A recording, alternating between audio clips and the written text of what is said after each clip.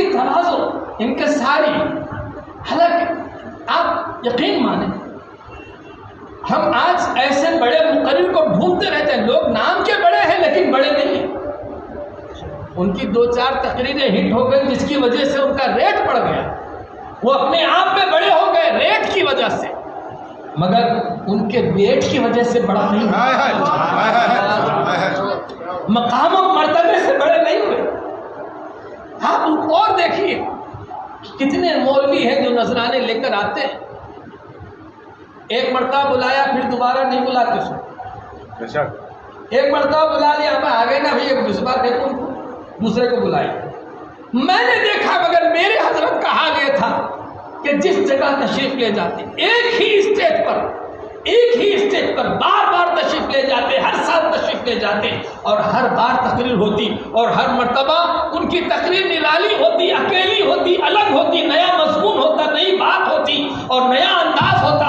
بات تو ایک ہی تھی ان کی بات ایک ہی تھی، وہ محبت رسول کی تھی. ان کی بات ایک ہی تھی، وہ محبت خدا کی تھی. ان کی بات ایک ہی تھی جو مسلک کی اعلیٰ حضرت کی تھی. ان کی بات ایک ہی تھی جو اتباع رسول کی تھی. ان کی بات ایک ہی تھی جو اسلام و شریعت کی اشاعت کی تھی. لیکن اپنی ایک بات ہی کو ہزاروں انداز میں پیش فرماتے اور ہر بار ایک نئے انداز میں پیش فرماتے اور ہر بار ان کا نرالا انداز ہوتا. الحمدللہ میں نے کسی مقرر کے بارے میں نہیں سنا کہ ان کی تقریر میں بیٹھنے والا اتنے آدمی اچھے ہو گئے یا فلاں صاحب اچھے ہو گئے، لیکن میں نے اپنے حضرت کے بارے میں دیکھا ہے کہ میرے حضرت کی تقریر سن کر کتنے لوگ دیوبندی تھے جو سنی ہو. سبحان اللہ، نعرہ تکبیر، نعرہ رسالت، عشق محبت، عشق محبت. سبحان. اور پھر ایک خصوصی بات یہ بھی تھی ہمارے حضرت کی کہ ان کا جو مرید ہو گیا اور قریب سے مرید ہو گیا، حضرت کو قریب سے دیکھ لیا، اس کی زندگی میں انقلاب آ گیا، اس کا لباس بدل گیا، اس کا چہرہ بدل گیا، اس کا رہنا سہنا بدل گیا، اس کا انداز بدل گیا. وہ کچھ بھی نہیں ہے لیکن اگر بیٹھ جائے تو مفتی سے بڑا دکھائی دیتا. وہ کچھ بھی نہیں ہے لیکن اگر کسی علماء کی محفل میں بیٹھ جائے تو علامہ سے کم دکھائی نہیں دیتا. مگر یہ سب فیض ہے حضور اشرف الفقراء کا کہ ان کی جوتیاں سیدھی کر کے، ان کے قدموں میں رہ کر، ان کا ہاتھ تھام کے، ان کے دامن سے مرید ہو کر ان کا چاہنے والا اپنے ظاہر کو بھی بدل لیا تو انشاءاللہ باطن نہیں بدل جائے. آپ صرف بلم پلی کی نہیں، آپ ورنگل آ کر دیکھیے، ہمارے حضرت کے جتنے مریدین ملیں گے ان کو آپ چہرے پہ داڑھی دیکھیں گے، ان کا لباس بدلا ہوا دیکھیں گے.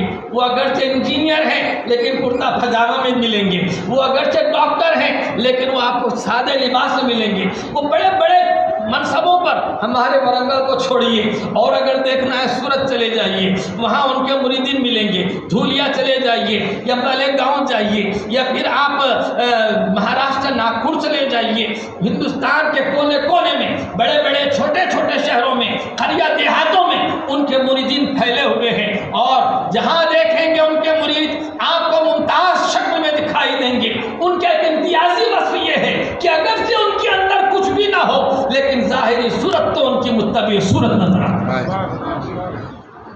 شریعت کی اتباع میں دکھا، کیونکہ ان کا پیر خود اتنا شریعت کے اتباع میں تھے، اتنی شریعت کے اتباع میں تھے کہ وہ اکثر جب بھی لیتے تو سیدھے ہاتھ سے لیتے.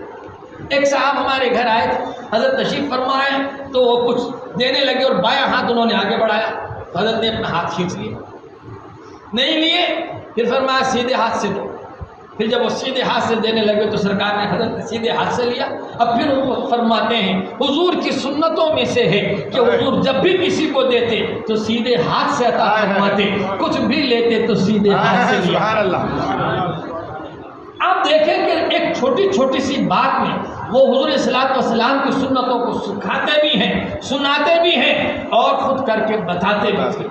کھانا کھانے کے لیے دسترخوان بچ گیا، ہم لوگ اور آپ لوگ یوں کھا لیتے اٹھ جاتے ہیں، لیکن جب ان کے دسترخوان کو ہم دیکھیں گے تو وہاں پہ ایک نمک بھی زیادہ دکھائی دیتا. ایک مرتبہ جب شروع میں میرا بچپن تھا، میں پڑھ رہا تھا، صورت میں حضرت کی خدمت میں حضرت کے ساتھ گیا ہوا تھا. ایک بڑے مولانا بھی آئے تھے، حضرت کی جہاں قیام گاہ تھی وہاں ان کی دعوت تھی مولانا کی، اور حضرت کے ساتھ دسترخوان میں بیٹھے ہوئے تھے. تو حضرت نے ان سے فرمایا نمک لے آؤ گھر والوں سے. تو جب نمک لایا گیا تو کہتے ہیں یہ نمک کھائے گا, کچھ کم پڑ گیا تو لیں گے. تو نے حضرت فرمایا نہیں پہلے نمک کھا. بولے کیا نمک کیوں کھا رہے ہیں؟ حدیث میں تو کہا گیا ہے جو کھانا سب کھا رہا ہے کوئی چیز بھی کھا لیجیے تو نمک سے شروع کرنا ہو جائے گا. تو حضرت فرماتے ہیں حدیث میں ملح کا لفظ آیا. ملح کہتے ہیں نمک کو. نمک سے شروع کرو نمک پہ ختم کرو. نمکین پہ شروع کرو نمکین پہ ختم کرو ایسا نہیں. اگر نمک نہ ملے تو آپ نمکین استعمال کر لیں یہ اور بات ہے, لیکن جہاں آپ اس سنت پر عمل کر سکتے ہیں تو آپ ظاہر پہ عمل کرنا چاہیے. حدیث میں نمک کا لفظ آیا. چنانچہ ہم نے اس وقت سے دیکھا اور ہمیشہ دیکھتے رہے کہ ہمارے حضرت نمک سے شروع کرتے تھے نمک پہ ختم کرتے تھے. چنانچہ کچھ سال پہلے مجھے ایک مضمون پڑھنے کا اتفاق ہوا. آسٹریلیا کا ایک ڈاکٹر شوگر پہ ریسرچ کر رہا تھا کہ شوگر پیدا کیسے ہوتا ہے. تو اس کو یہ نتیجہ ملا کہ آدمی کے منہ میں جو لعاب پیدا ہوتا ہے کھانا کھانے کے دوران یہ میٹھا ہوتا ہے, میٹھا پانی. یہی میٹھا پانی اس کے لیے شوگر بنتا. اب اس نے کہا کہ اس میٹھے پانی کو روکنے کا طریقہ کیا ہے, اس کو روکنے کا طریقہ کیا ہو سکتا ہے. وہ کہتا ہے کہ میں نے تمام چیزیں استعمال کر لی لیکن کچھ بات سمجھ میں نہیں آئی.